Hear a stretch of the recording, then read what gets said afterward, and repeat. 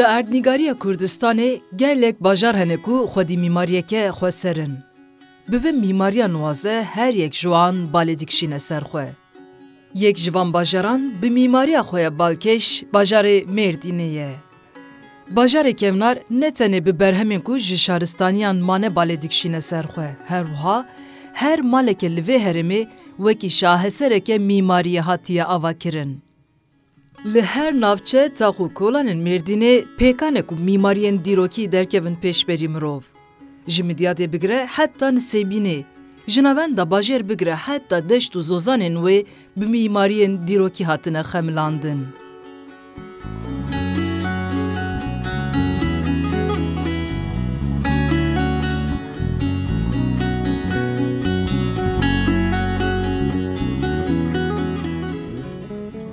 Yek ji zanîngehên dîrokî Mor Yaqûb heta bajarê kevnarê Darayê ji medreseya Qasimiyê bigire heta Deyr û Zahferanê bi pirçandî û pirbaweriya xwe bajar bala tevahiya ciyanê dikişîne ser xwe.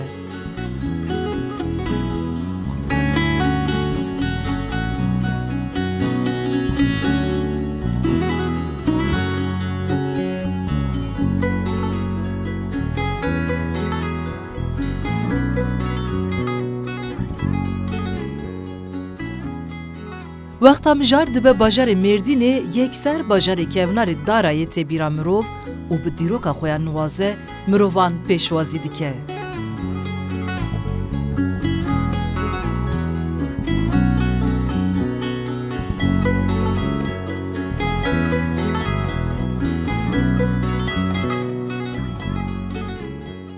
Bajaroka qedîm Dara îro wekî yek ji encamên şerê Roma û Sasanyanên ku li Mezopotamyayê qewmîn 30 kilometre ji navenda bajêr dûr li ser rêya Mêrdîn û Nisêbînê cih digire.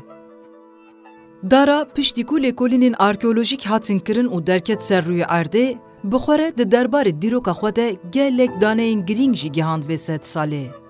Ev der beriye ku İmparatoriya Romayê li herêmê bibe serdest di destê Persan de bû. Lê piştî ku leşkerên Romayê di şer de bi ser dikevin, ev der dikeve destê İmparatoriya Romayê.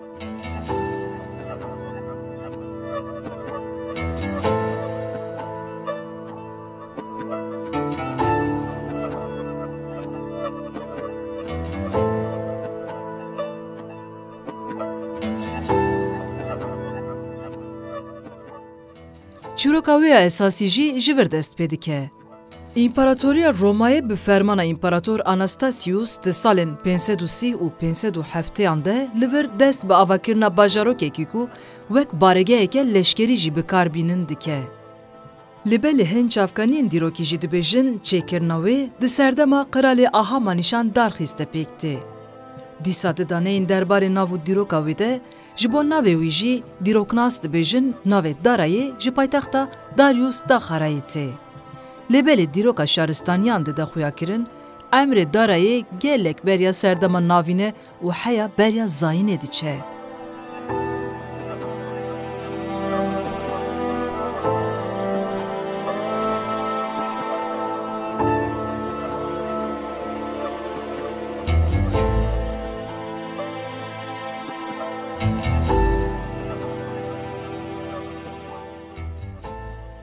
Bajar li ser sînorekî berfire hatiye saz kirin.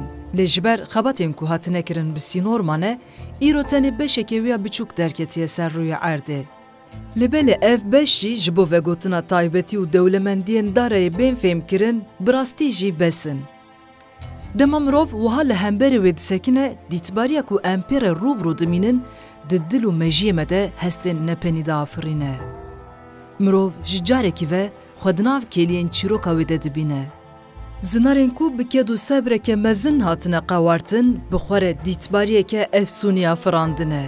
Û ne pêkane ku li hemberî vê dîtibariyê mirov kelecanî nebe. Dara di gelek werî de xwedî taybetmendiyên balkêşin. Ji van yên ku herî zêde derdikevin pêş, şikeftên zinarî ne.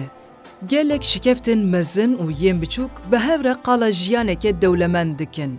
Her şikeftên ku deriyên xwe ji me re vedikin, bi armancên cuda hatine bikaranîn.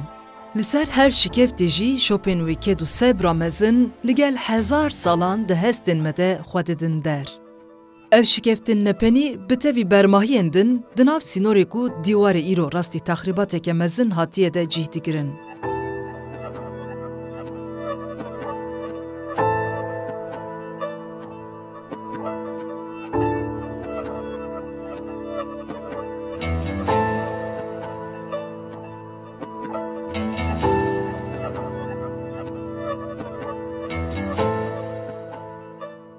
Di nav sînorê wê de beşeke ku wek keleh tê pênasekirin bala mirov dikişîne.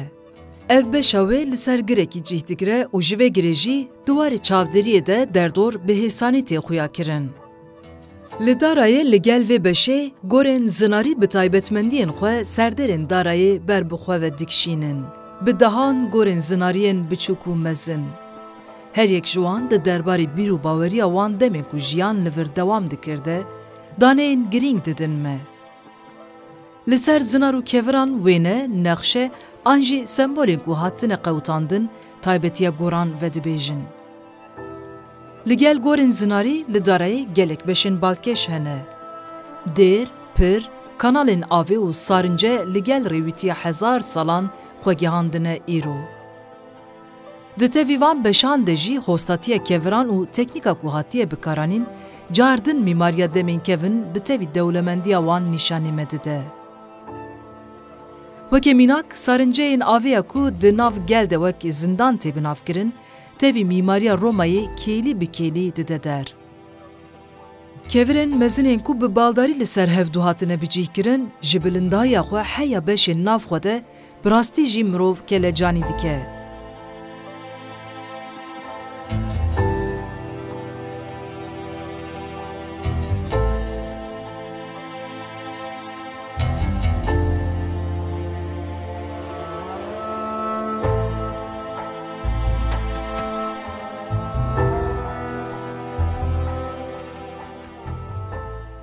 Dara bi tevî taybetiyên xwe çîroka xwe ji me re vedibêje. Ev çîrok hem rastiyeke dîrokî û hem dewlemendiyên xwe jiyaneke qedîm radixe li ber çavan. Di pêvajoyeke zêdetirî hezar salan de bi dehan şaristanî li vir bûne mêvan. Dara jî di her keliyên dîroka xwe de deriyê xwe ji wan re vekiriye û bi bîr û baweriya wan bi çand û taybetiyên wan xwe rengîntir kiriye. Wekê mînak, dîwarê baweriyê de ji bo zerdüştiyan dara xwedîciyekî taybet e. Lewre hin çavkaniyên dîrokî ji me re dibêjin ku dara ji xwe gelek beriya Roma û Sasaniyan hebûye û li vir kesên ku bawerî bi zerdüşt danîn dijiyan. Perestgehên ku li vir jî cih digirin, di vî warî de van gotinan piştrast dikin. Dibêjin ku ev perestgeh ji agir bi armanca baweriya ahûra maz da hatine çêkirin. Di vê mînakê de jî tê fêmkirin ku ev navenda qedîm herçend wek baregeheke leşkerî bêqebûlkirin jî di rastiyê de ji bîr, bawerî, jiyan û çandên ji hev cudatir re wargehî kiriye. Herwiha ji ber li ser rêya bazirganiya ku dikeve nav sînorê rêya Armûşê cih digire, li gel stratejiya leşkerî dîwarê bazirganiyê de jî bi sedan salan bûye rawestgeheke girîng. Îro em tenê beşeke biçûka vê dîrokê dibînin. Ji ber vê jî tiştên di derbarê darayê de hîna jî bi giştî nayên zanîn. Lê heke rojekê lêkolînên berfireh bên kirin, bêguman dê gelek nepenên dinên darayê derkevin holê. Kî dizane, dibe ku nepenên ku ji bin erdê derkevin, dê me bibe dîrokeke bêhtir kevin.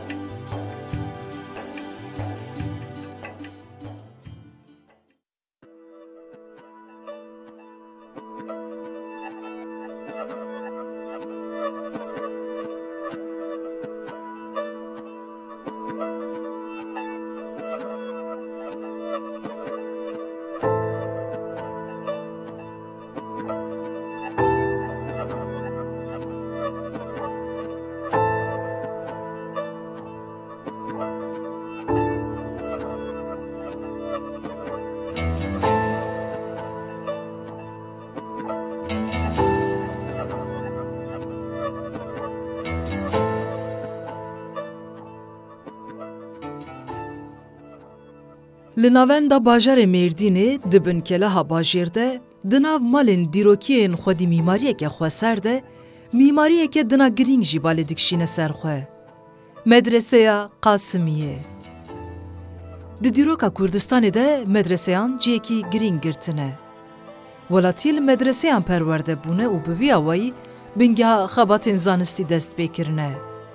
Herêma Mêrdînê yek ji wan medreseyên navdar ku gelek şopên destpêka xebatên zanistî dihewîne medreseya Qasimiye ye. Di serdema Artûkyan de destbavekirina medreseya Qasimiye hatiye kirin. Lêbelê ji ber êrişên dagirker, xebatên ji bo avakirina medreseyê nîv çomane.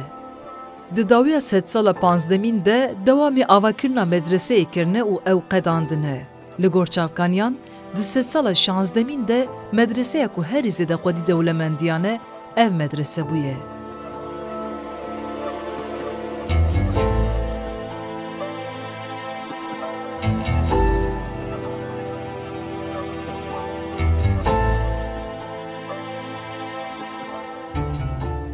Medreseya ku du qatî hatiye avakirin, li derdora hewşekê hatiye çêkirin.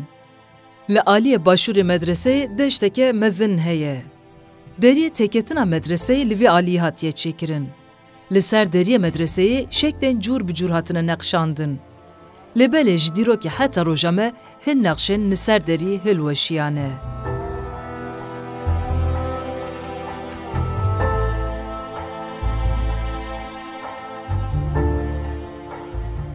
Di hundirê medreseya Qasimiye de mizgefteke çargoşeyî û xwedî qubbeyekê hatiye avakirin.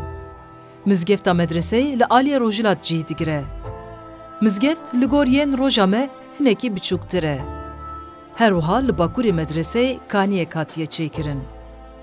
Ji odeyên medresê tê fêmkirin ku di serdema xwe de ciyekî girîng û navendî bûye.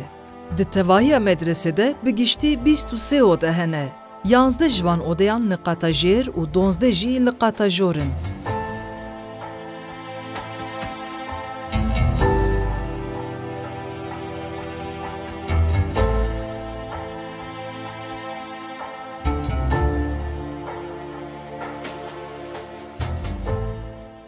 Medreseya Qasimiye di nav mîmariyên dîrokiyên bajêr de yek ji avahiyên herî mezin e. Di avakirina medresê de kevirên Mêrdînê û Tûle hatine bikaranîn. Bi saya vê yekê hem mîmariyeke qayîm derketiye holê hem jî ji aliyê dîtbarî ve têra xwe xweşik e. Ji serdema ku ava bûyî heta roja me medrese ji bo gelek armancan hatiye bikaranîn. Kevirên di avakirina medresî de hatine bikaranîn derfet dane ku her xebateke hatî bi rêvebirin li ser dîwaran were qewartin. Ji ber vê yekê li ser dîwarên medresê şiklên ku zanistên astrolojî û tibbê alaqedar dikin hatine neqşandin. Ji neqşên medresê jî xuya dibe ku medreseya Qasimiye di serdema xwe de wekî navendeke xebatên zanistî hatiye bikaranîn. Her wiha gelek xwendekar li vê medreseyê perwerde bûne û kirine ku erdnîgariya Mezopotamyayê di qada zanistê de pêş bikeve.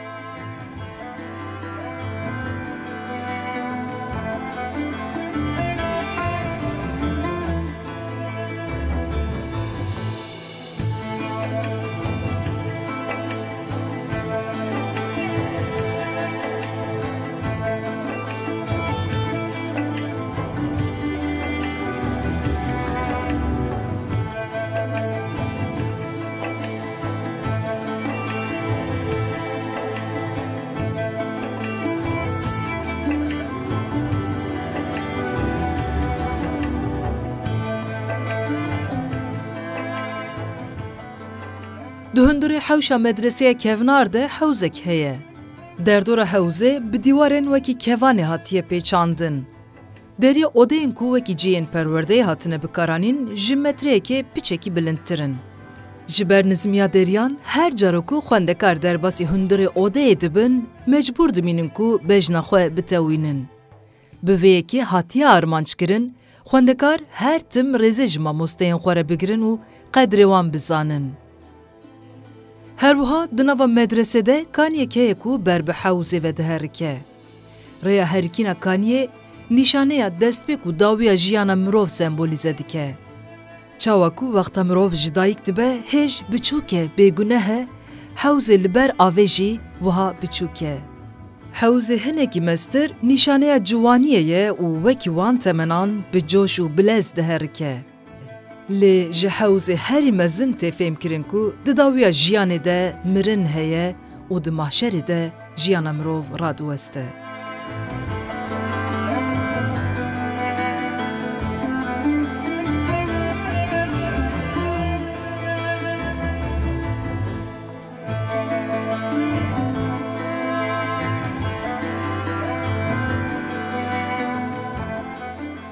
به همان آوایی آوا حوز مزن هر تم دناو حوز ده دمینه و بر به تو آلیان و ناهرکه. جبلی وی واته خوی فلسفی تزانین کو ده سردمین برده حوز جبو پرورده زانستا استرولوژی هاتیه بکارانین. وقتا ده بو شو لسر آوا حوز سترک ده چروسین. جچروساندن استرکان خواندکارن لمدرسه قاسمیه تاتن پرورده کرن.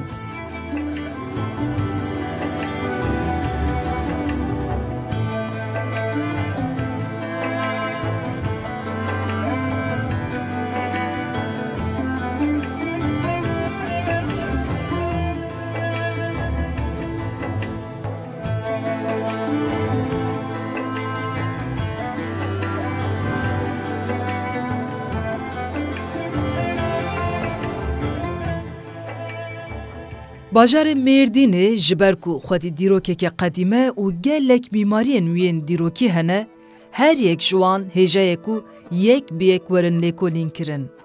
هر وها گلک میماری دنن بوی رنگی هنه کو لبنده زلال کرنا دیروکی و چیروکا خونه.